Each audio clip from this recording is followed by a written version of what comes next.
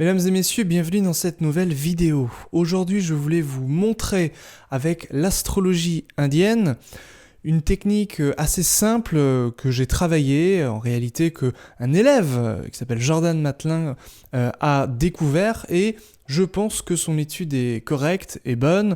Donc je lui ai demandé si je pouvais reprendre son étude et l'approfondir un petit peu pour en faire une vidéo. Il a accepté. Donc voici la vidéo. Cette vidéo va concerner la 5e République et on va essayer de repérer les différents partis politiques avec les diverses planètes. Ces planètes vont nous indiquer quel est le parti qui l'emportera durant ces élections législatives. Donc, restez bien jusqu'à la fin de la vidéo pour avoir ma réponse définitive, finale, concernant ces législatives. Si vous n'êtes pas familier avec l'astrologie indienne, ne vous inquiétez pas, puisque ici je vais essayer d'être le plus clair possible. Les planètes, généralement, tout le monde les connaît, les planètes ne changent pas par rapport à ce système de l'astrologie indienne, donc ne vous inquiétez pas, si vous n'êtes pas familier avec l'astrologie indienne, vous allez quand même tout comprendre. Avant de commencer, tout de même, sachez que j'organise un webinaire gratuit le 13 juillet prochain, donc n'hésitez pas. Si ça vous intéresse à vous inscrire, il suffit de noter le mot astro, A-S-T-R-O, en commentaire et je vous envoie le lien pour vous inscrire.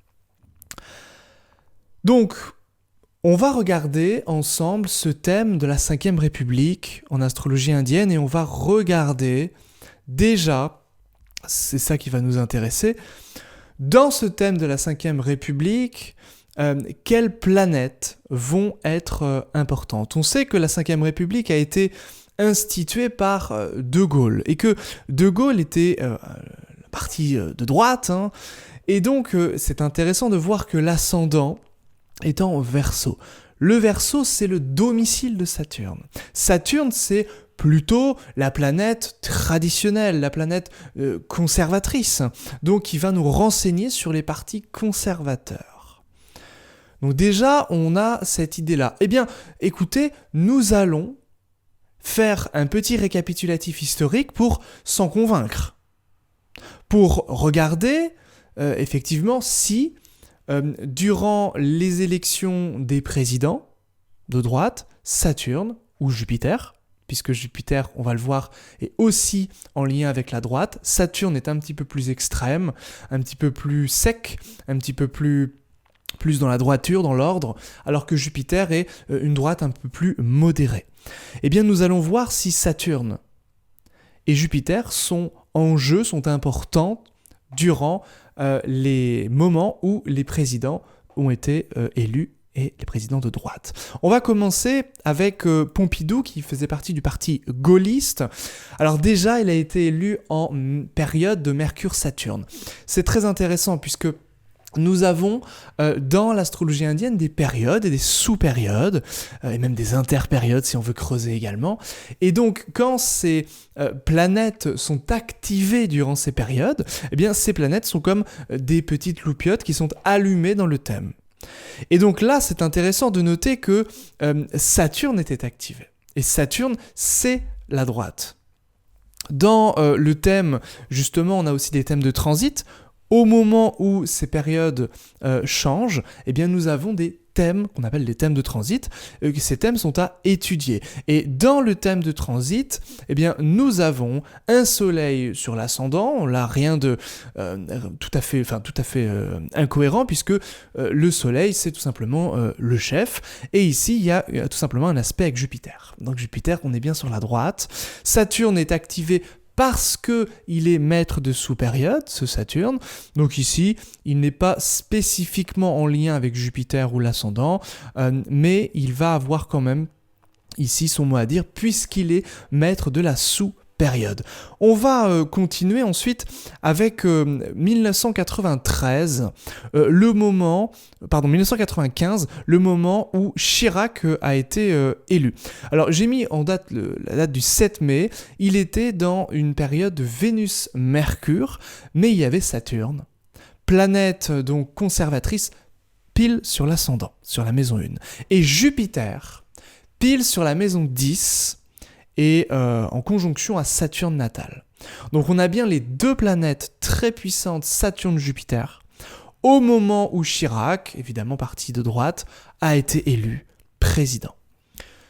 On continue, donc logiquement, avec des personnalités de gauche, avec des présidents de gauche, on devrait avoir d'autres planètes, des planètes plus en lien avec des notions d'égalité, c'est-à-dire Vénus, et des planètes peut-être un peu plus vindicatives ou violentes avec Mars. Donc Mars régirait les extrêmes, donc l'extrême gauche, tout ce qui est communiste, tout ce qui est la France insoumise aujourd'hui, et puis Vénus régirait évidemment le Parti socialiste et éventuellement les autres partis un petit peu plus modérés, comme éventuellement les écolos, éventuellement, ou les animalistes. Donc, ici, nous avons, durant le thème de transit de 1981, donc qui était en mars 1981, mars 1982, on était dans une période de Vénus-Soleil, et je vous le donne en mille, qu'est-ce que nous avions dans l'ascendant ? Nous avions Vénus, nous avions la Lune, le peuple, Vénus, Mars, planète, donc comme on l'a dit, qui peut nous renseigner aussi sur des choses en lien avec la gauche, et le Soleil, donc là, rien de superflu, puisque le Soleil, c'est le chef également.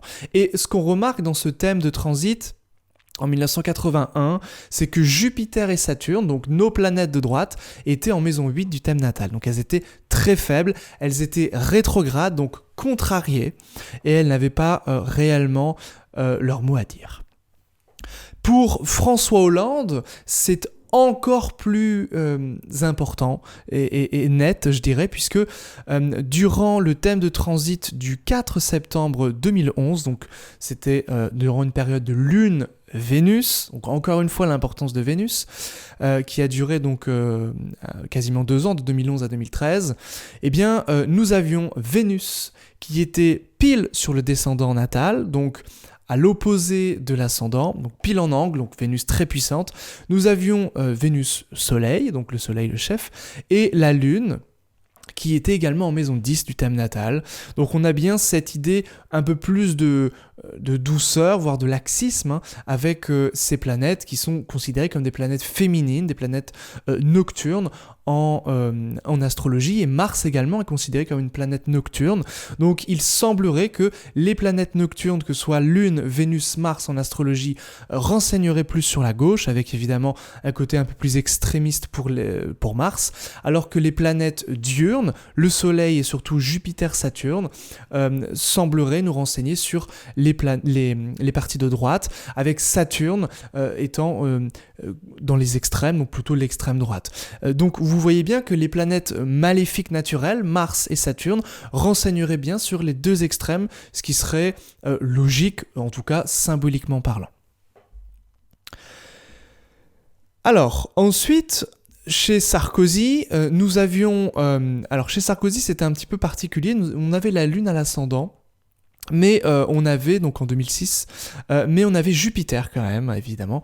Jupiter qui était au trigone de l'ascendant. Voilà. Trigone presque partile, et au carré de Saturne de transit. Donc il y avait quand même Jupiter qui avait son mot à dire, la droite. On est ici sur une droite, alors plutôt modérée, mais une droite quand même, avec Jupiter. Donc voilà des choses assez intéressantes que je voulais vous exposer. Et donc, aujourd'hui, après ce petit tour de panorama, ce petit tour d'horizon, qu'est-ce qu'on va pouvoir en dire ? Donc l'ascendant du thème de la 5e République est à 24 degrés du Verseau en astrologie sidérale, donc en astrologie indienne.